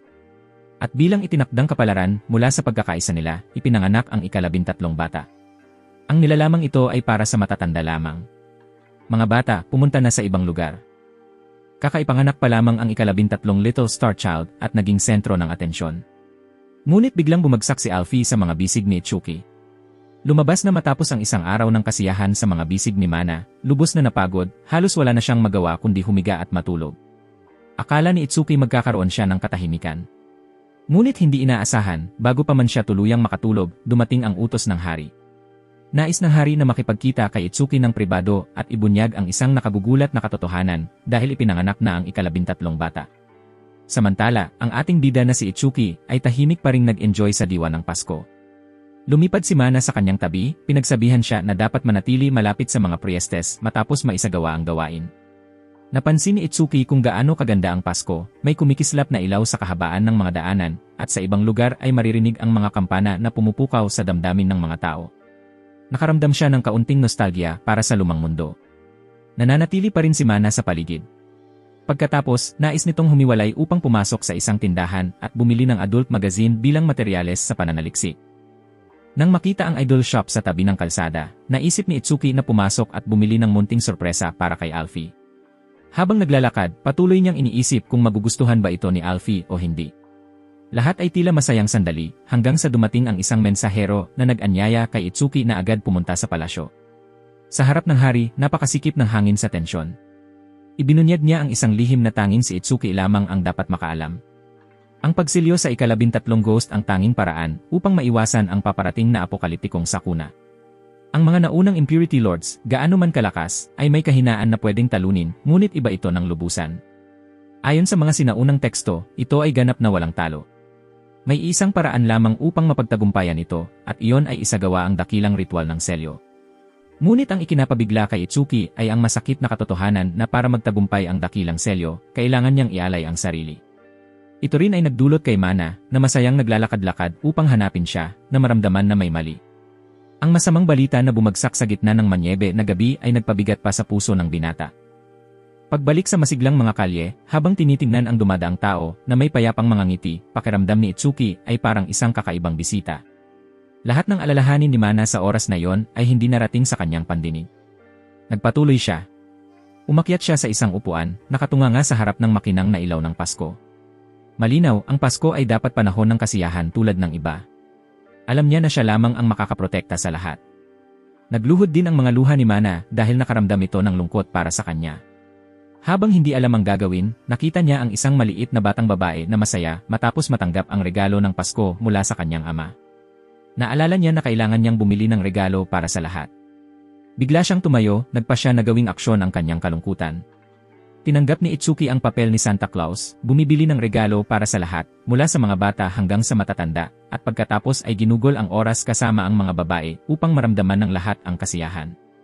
Nang ibigay niya kay Maharu ang kanyang regalo, ipinahayag niya ang malalim na pasasalamat sa kanya. Sa una, siya ay awkward na tinanggap lamang ito bilang kagandahang loob, ngunit nang buksan niya ang kahon at makita ang manika sa loob, dahil ang dati niyang manika ay halos sira na, nag-alon ang damdamin na nagpanginig sa puso ng batang babae. Naalala niya ang pangako mula pa noong nakaraang mga taon. Maghahati sila sa saya at lungkot, magkatabi kay Itsuki, kahit gaano man kahirap ang mga bagay. Bilang tugon, umiti siya ng marahan, inilagay ang kamay sa kanyang balikat, at sinabi sa matatag na tinig na kahit ano paman ang mangyari, palagi siyang magiging ligtas at mainit na kanlungan sa kanyang mga bisig, kahit na sila'y lumaki na. Ang manikang ito, dapat niyang ituring na siya, upang kung balang araw siya ay mawawala, mayroon pa rin siyang alaala upang maalala siya. Ito'y tila isang senyales ng kamatayan sa gitna ng romantikong tagpo. Ang dalawa ay malapit nang magpalitan ng matamis na halik nang biglang nakialam si Mana, na hindi sinasadyang naging ikatlong gulong, na winasak ang marinal na sandali. Kinabukasan, pumunta si Itsuki sa nursery upang makita si Alfie. Mahina siya sa kama, at buong pusong inalagaan ni Itsuki ang bawat detalye, tulad ng pagluluto ng pagkain hapons, upang mas madali itong kainin, pagkatapos ay binigyan siya ng regalo sa Pasko na nagpasaya kay Alfie. Inamin niya na iniiwasan niya ang realidad. Ngunit sa ibang lugar, ang batang isinilang mula kay Alfie ay iniiwasan ng mga Little Star Children dahil kakaiba ito sa kaunti. Sa wakas, pinagsama ni Alfie ang lahat ng kanyang lakas ng loob at ikinuwento kay Itsuki ang kanyang nakaraan. Siya ay kalahating lahi, anak ng Mervit at isang priestess sa mundong ito. Ngunit isang araw, pinatay ng isang impurity ang kanyang ina, at natakot ang mga tao na baka siya rin ay maging target, kaya pinilit siyang tumakas.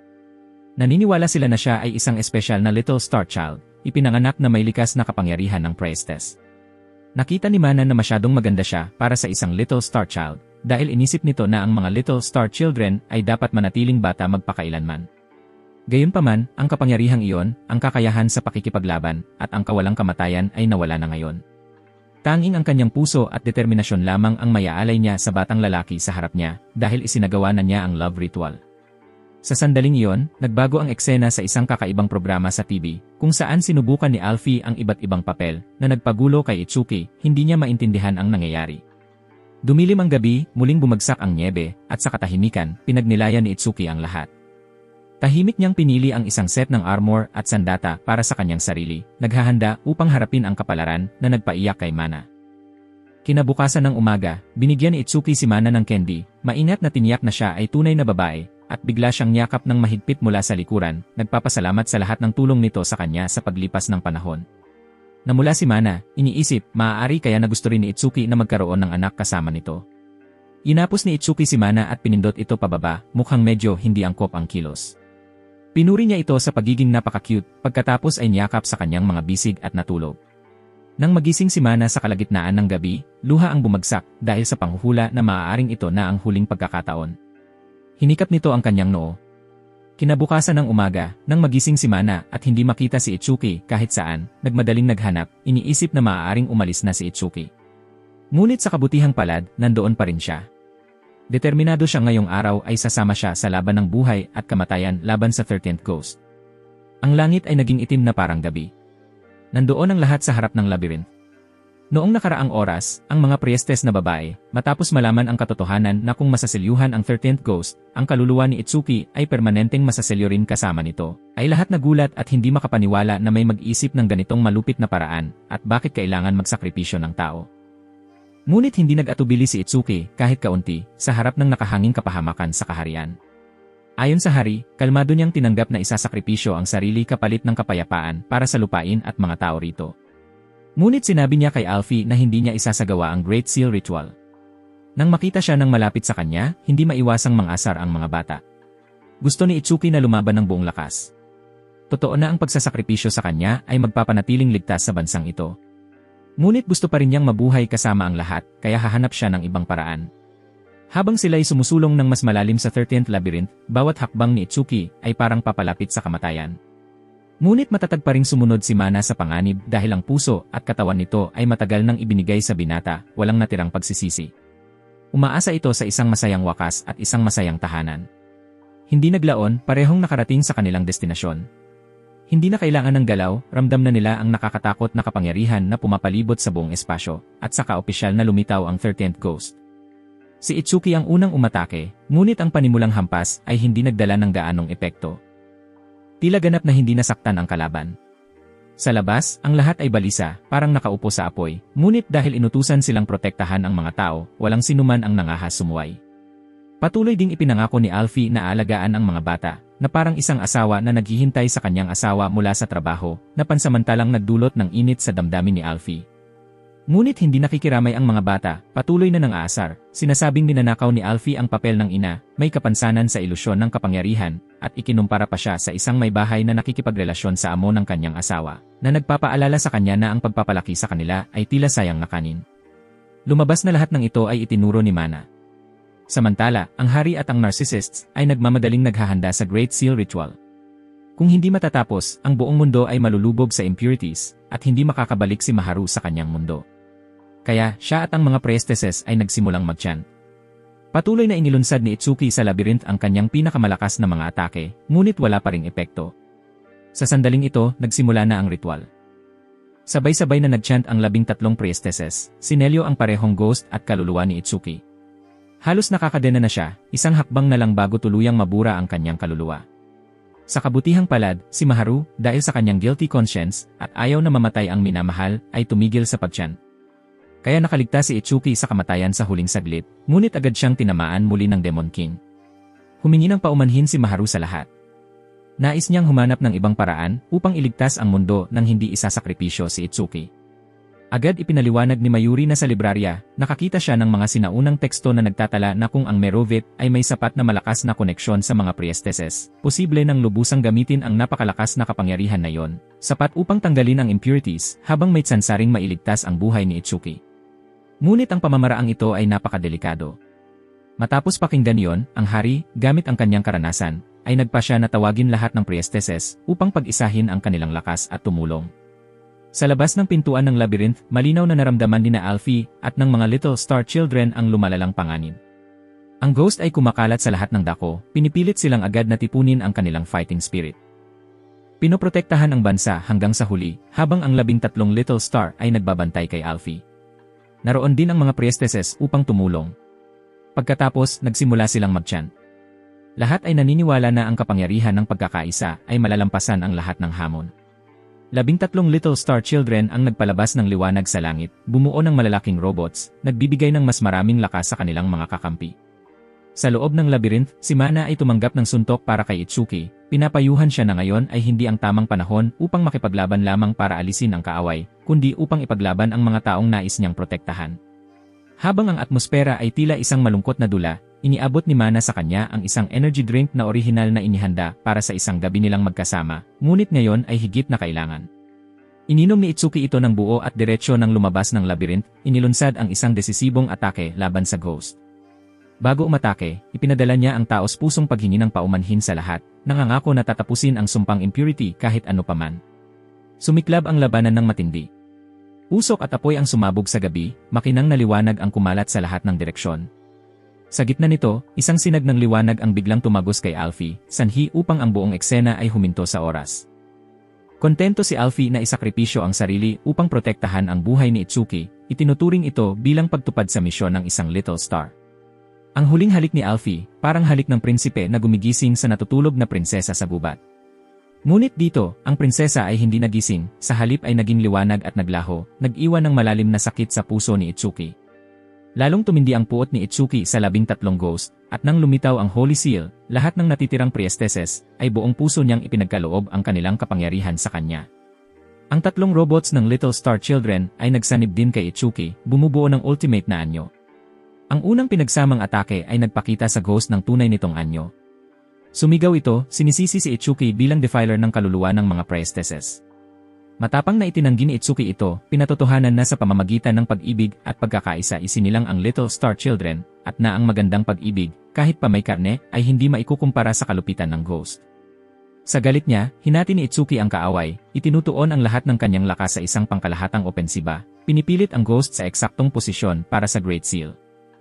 Ang natitirang gawain ay nakasalalay sa mga priestesses at Little Star Children. Sabay-sabay silang nagchant, tuluyang winasak ang kaaway. Ang huling misyon ay nagtapos sa isang maluwalhating tagumpay.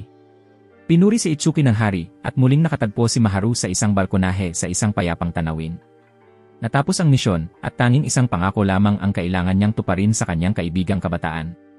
Kaya, siya ay babalik kasama siya. Nang magpaalam sa lahat sa gate bago bumalik sa Japan, dumating ang mga priestesses upang magpaalam. Ngunit dahil ayaw talaga nilang magpaalam, sabay-sabay na nagmadali ang 12 priestesses, at ang Little Star Children, nagpasya silang sumunod sa kanya. Nabuhay muli si Alfie at ang mga Little Star Children, at kahit si Mana, sa hindi maipaliwanag na paraan, ay naging tao. Nakasara na ang gate at hindi na sila makabalik sa lumang mundo. Dahil wala nang ibang pagpipilian, kinailangan ni Maharu na dalhin silang lahat sa kanilang bagong tahanan upang manirahan ng magkakasama. Sa kasal, ang lahat ng 13 babae ay nakasuot ng bridal dresses upang pakasalan si Itsuki. At mula ngayon, mamumuhay si Itsuki at ang kanyang 13 asawa ng magkakasama sa isang bagong, mapayapa at masayang buhay.